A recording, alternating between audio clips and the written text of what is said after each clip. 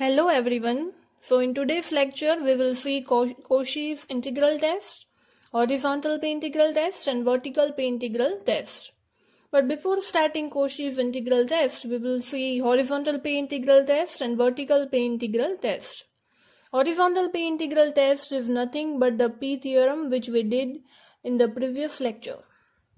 Okay, so p theorem which we did in the previous lecture was horizontal p integral test, and there is also one test called vertical p integral test.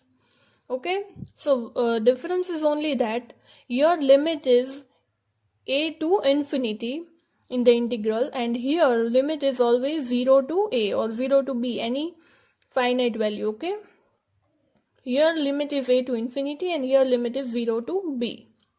And on the main difference is that here whenever p is greater than 1 it is convergent, but here whenever p is less than 1 it is convergent. Similarly in the divergent also, if p is less than or equal to 1 then it is divergent, but here whenever p is greater than equal to 1 then it is divergent. So that is the main difference between horizontal p integral test and vertical p integral test. So we will see examples of both the tests, so it will be more clear to you. So for example, in horizontal p integral test, this example we have also seen in the previous lecture. So if we consider this function as f of x and g of x is x terms from the numerator and denominator part, then it is 7x by x square, that is equal to 7 by x. And according to comparison theorem, whenever we compare them then and put value, then they are equivalent to each other. So whenever they are equivalent to each other, always if one function is convergent or divergent, then other function will also be convergent or divergent. So we will solve any one function. Here we will solve g of x. So g of x is 7 by x, but power of x is 1. So value of p is 1, and whenever p is equal to 1, answer is divergent. According to horizontal p integral test, whenever p is equal to 1, answer is divergent. Now in vertical p integral test, here limit will be always 0 to b. So this is the question, and if we consider this as f of x, then g of x will be 1 upon x raised to 5 by 2. Here also, this both are equivalent functions because cos 3x is equal to this 1 minus, so it is equivalent to 1 upon x raised to 5 by 2. So here also, whenever one function is convergent or divergent, then other function will also be convergent and divergent. So we will solve any one function. Usually we are always solving g of x. So we will take g of x. G of x is 1 upon x raised to 5 by 2. And value of 5 by 2 is 2.5. So p is equal to 2.5. But here p is greater than 1. But here whenever p is greater than 1, answer is convergent.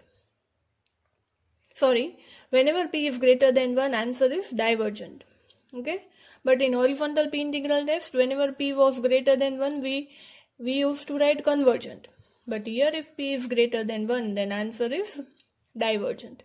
So this is the main difference between horizontal p integral test and vertical p integral test. So Cauchy's integral test. Now we will see the Cauchy's integral test.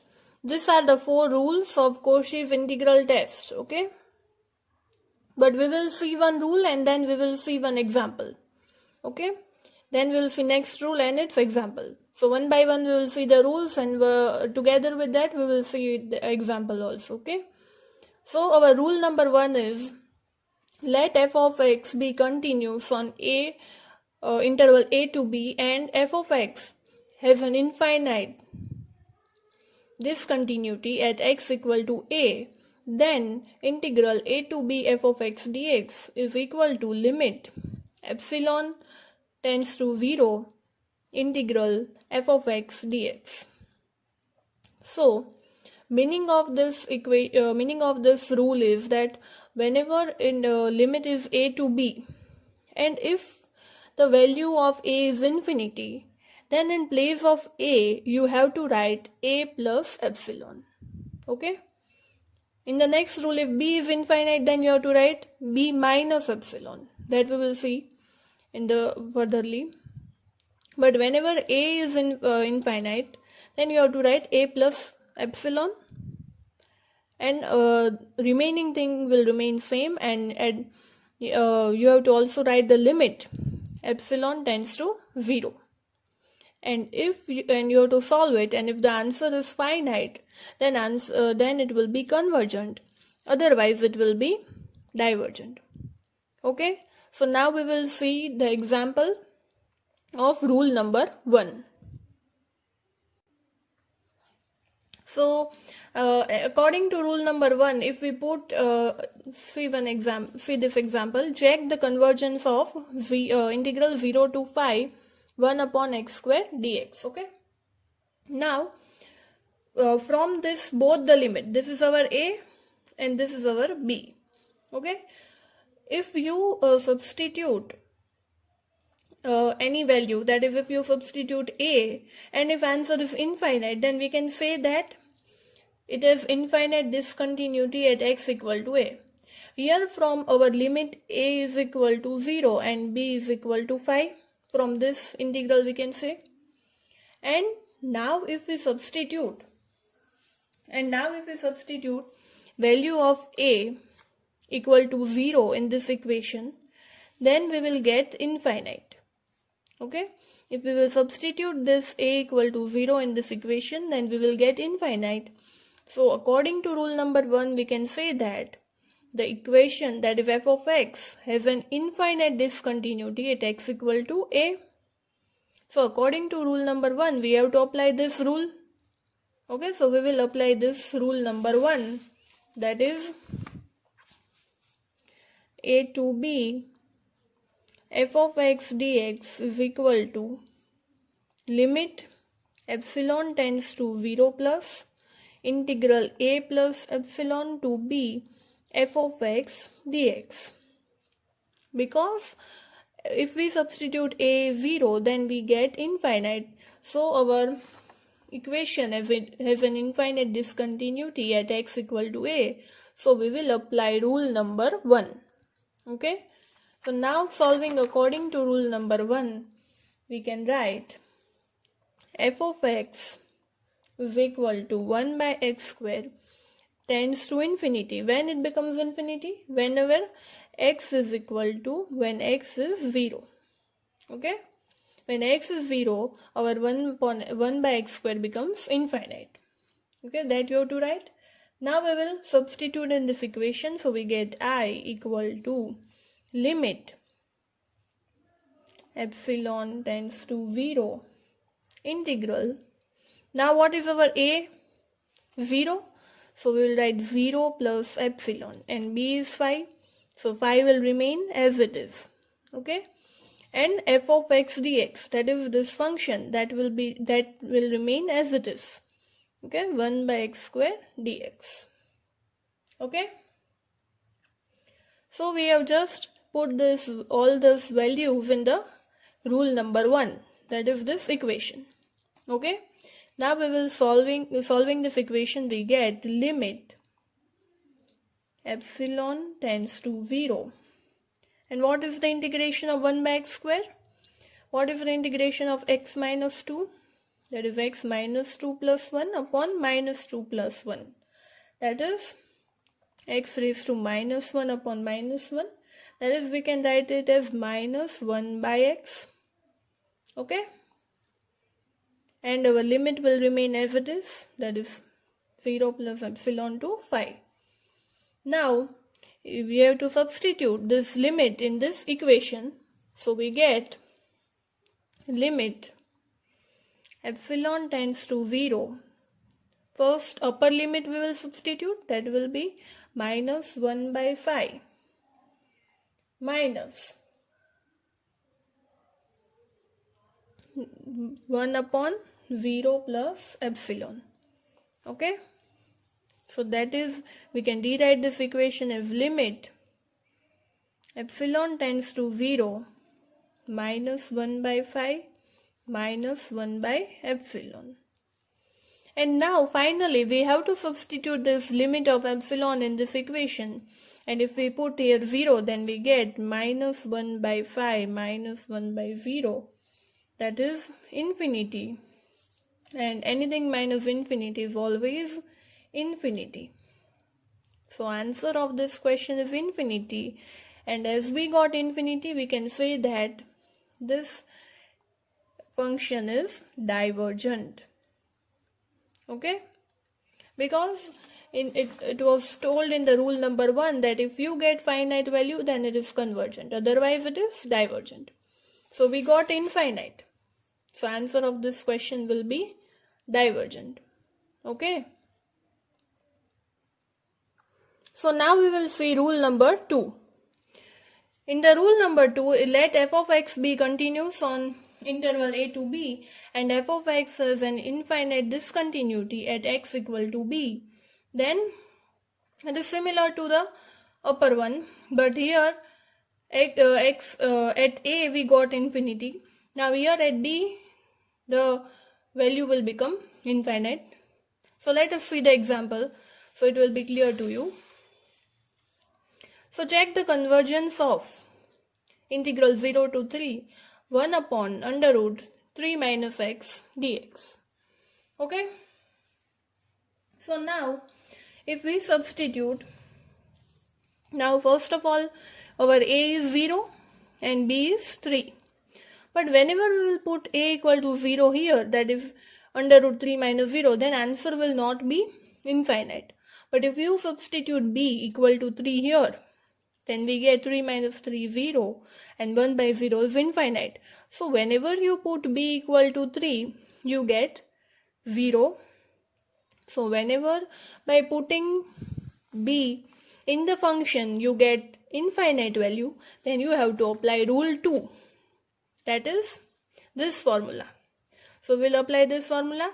In place of a we will write a, but in place of b we have to write b minus epsilon. Okay, so we will apply this rule. So writing that rule, we can write a to b f of x dx is equal to limit epsilon tends to 0 a to b minus epsilon f of x dx. Okay, so in the previous, as we done in the previous sum, we will write here f of x is equal to 1 upon under root 3 minus x. It becomes infinity. When it becomes infinity?